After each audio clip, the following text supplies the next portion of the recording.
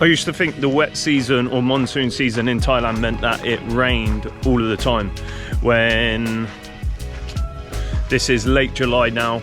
We're in the heart of the wet season, and I mean, it's been 4 to 5 days of pretty beautiful weather. It's quite hot and humid, hence why I'm sweating, but it's not always wet. I also thought it meant that it was the low season, which meant there were no tourists. Now, that might be true in some parts of Thailand, or a lot less tourists, but here in Phuket, I would argue that it doesn't even have a low season anymore.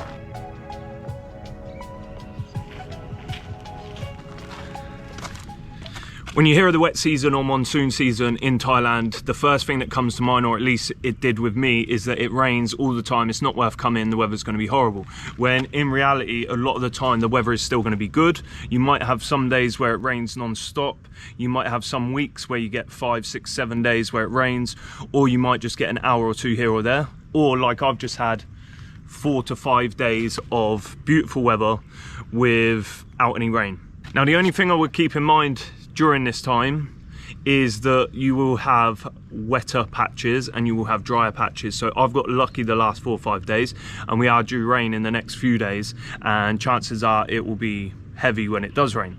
Now, what I do is go into 7-Eleven, get a cheap poncho or water coat, whatever you call it, and just keep one of them on me at all times whenever I think it might rain. The weather forecast also can be a little bit sketchy, so it's probably best just to keep it on the bike or keep it in your bag at all times. Is there actually still a high or low season in Puket? I don't think there is. So it definitely gets a bit quieter, but I think a good point to illustrate this is after Songkran going into May, the hotels went from 86% occupancy to 70%. So a little bit of a drop off, but not crazily. And then you can probably expect a little drop off every month after that, just slightly, but it's still definitely not quiet. You can still pretty much guarantee that year round the place is going to be busy. So I thought I would have a drive around to some of the main areas today, like Kata, Karon, Patong and Rawai. And mate, it's not quiet here. Nowhere is quiet.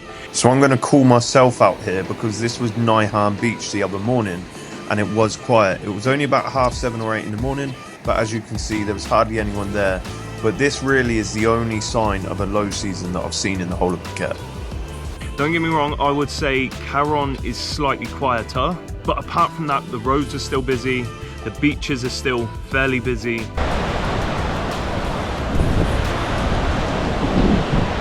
The streets are still busy, the malls are still busy. It's not a low season what you would consider, and I never came here 10 years ago or 20 years ago, but from what I understand back then, you would have a noticeable difference from when it was the high season to when it was the low season.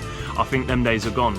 I think a big reason for that is you've got expats living here full time, you've got fighters that are living here year round, or you've got a massive digital nomad community. And now because of the Russian-Ukraine conflict, there's a lot more Russians that have came in to top up the population even more. So all of these different cohorts of people coming in year round to basically mean that Phuket doesn't get a low season anymore. It pretty much gets a very busy season and a slightly less busy season. Is it cheaper at this time of year? Maybe slightly, yeah. With things like accommodation and scooter rental, I would say yes.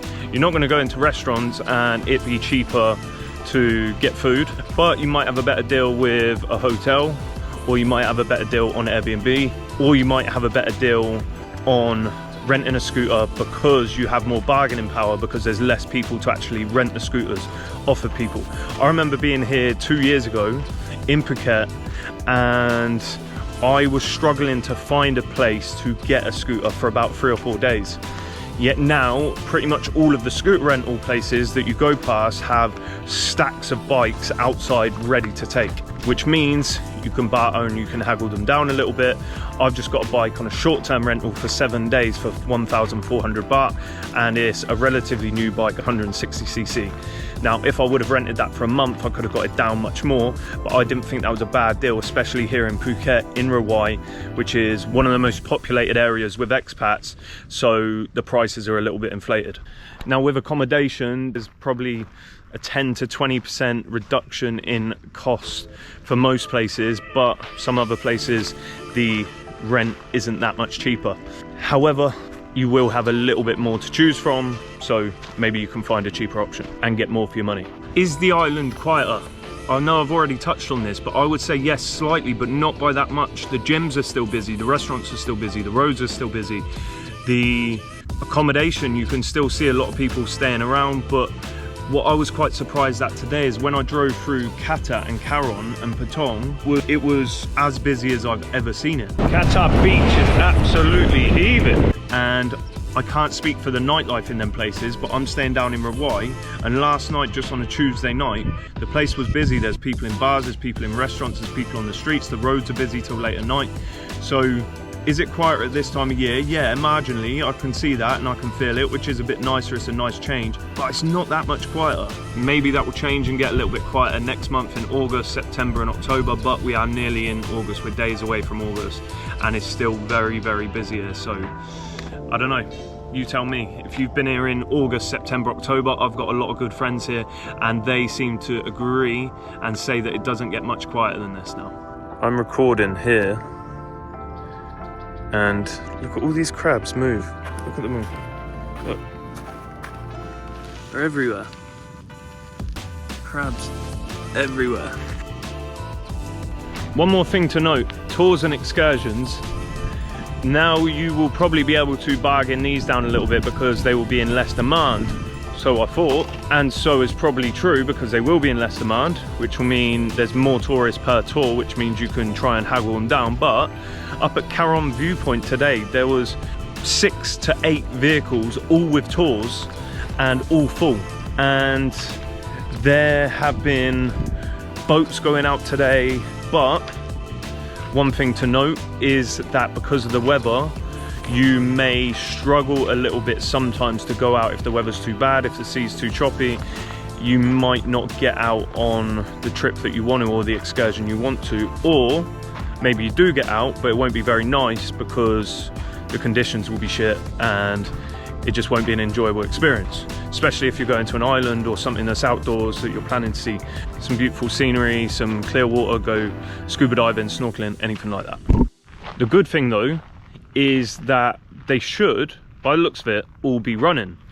And this used to be the way in many parts of Thailand, I don't know if it still is, that during the low season it would mean that a lot of businesses, especially tourism based ones, would shut up shop for the low season and then come back for the high season. I don't think that's the case at all here.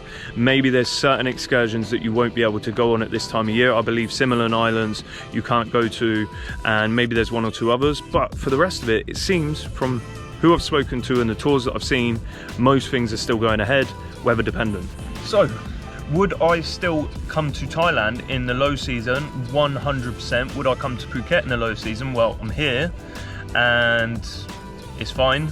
But if you plan to come to Puket and you're putting it off just because of the low season or the wet season or the monsoon season or whatever you want to call it, I would say don't. Just come, and you're probably going to benefit from some slightly lesser crowds, some slightly lower costs with things, and yeah, the weather might not be perfect all of the time. It's still going to be hot and humid, you can guarantee that. You're still going to have some nice days with weather like today. You're going to have some shitty days too, yeah, you will. You're going to have some wet days, you're going to have some days where you'll probably stay inside or it will rain for a few days in a row and you won't be able to do many things. But overall, it's still a good time of year to come. If I had a choice, would I specifically come at this time of year if I was coming on a trip? Probably not. But if you didn't have the option with some holiday or some social things that you had to come at this time of year, otherwise you couldn't come, I would 100% book it and come see it for yourself. I would avoid Patong, not at this time of year, I'd just avoid it full stop. That's kind of a joke, kind of not. Patong is good fun, but I wouldn't want to be there for too long, let me tell you that. That's my own preference. Maybe go there on a night or 2 out if you've never been, just to experience it. But unless you like absolute carnage, probably isn't the best place for you. Now, I've got some good memories there, and I will go back at some point, but would I stay there for a long period of time? Probably not. you make your mind up betting for me. Anyways, don't let the wet season or monsoon season put you off. That's a title. It's not like it all the time, as you can see. Come see it for yourself. And as always, I appreciate you tuning in, and I will catch you in the next one.